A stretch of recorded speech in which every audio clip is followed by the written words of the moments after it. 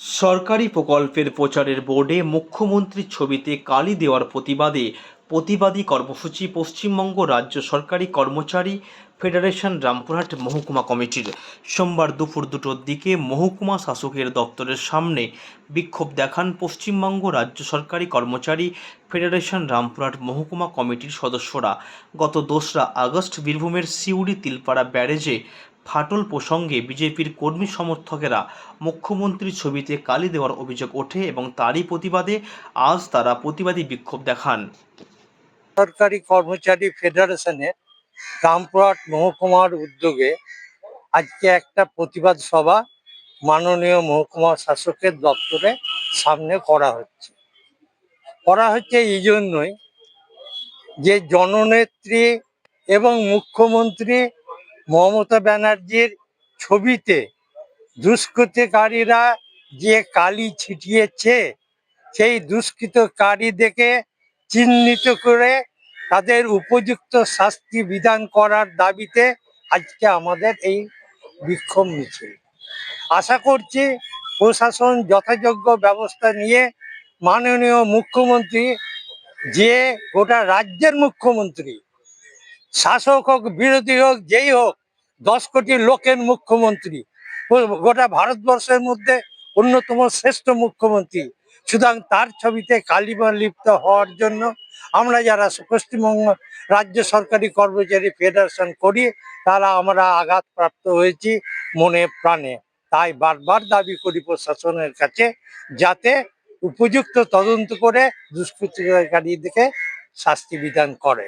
আর আমরা আমাদের পশ্চিমবঙ্গ রাজ্য সরকারি কর্মচারী রামপুরহাট মহকুমার থেকে সভাপতি সম্পাদক সবাই আছেন। আমরা এই প্রতিশ্রুতি জনগণকে দিচ্ছি, আমরা জনগণের স্বার্থে করেছি, ভবিষ্যতে করব। তাদের যেন কোনো অসুবিধা না হয়। মমতা ব্যানার্জি জিন্দাবাদ, অভিষেক ব্যানার্জি জিন্দাবাদ, মানস ভূঁইয়া জিন্দাবাদ, আমাদের ডক্টর আশিস ব্যানার্জি জিন্দাবাদ, পশ্চিমবঙ্গ রাজ্য সরকারি কর্মচারী ফেডারেশন জিন্দাবাদ। ধন্যবাদ। সিউড়িতে যে পশ্চিমবঙ্গ সরকারের যে সামাজিক প্রকল্পগুলি আছে তার যে প্রচার, সেই প্রচারের জায়গায় মাননীয় মুখ্যমন্ত্রীর ছবি ছিল। সেই মাননীয় মুখ্যমন্ত্রীর ছবিতে কিছু দুষ্কৃতকারী কালি লিপ্ত করেছেন এবং আমাদের এই প্রকল্পগুলিতে বাধার সৃষ্টি করছেন। আমরা সেই দুষ্কৃতকারীকে চিহ্নিতকরণের দাবিতে এবং তাকে উপযুক্ত শাস্তির দাবিতে পশ্চিমবঙ্গ রাজ্য সরকারি কর্মচারী ফেডারেশনের তরফ থেকে আজকে প্রতিবাদ সভার করলাম এবং আগামী দিনেও এরকম প্রতিবাদ সভা আমরা করে যাব যতদিন না এই দুষ্কৃতকারী ধরা পড়ে। আমরা চাইছি যে পশ্চিমবঙ্গ এখন পাড়ায় পাড়ায় সমাধান চলছে, পশ্চিমবঙ্গ সরকারের মাননীয় মুখ্যমন্ত্রীর নেতৃত্বে পাড়ায় পাড়ায় সমাধানের যে সামাজিক প্রকল্প, সেই প্রকল্প যাতে বাধাপ্রাপ্ত হয় তার জন্যই আজকে এই মুখ্যমন্ত্রী ছবিতে কালিমা লিপ্ত করেছে।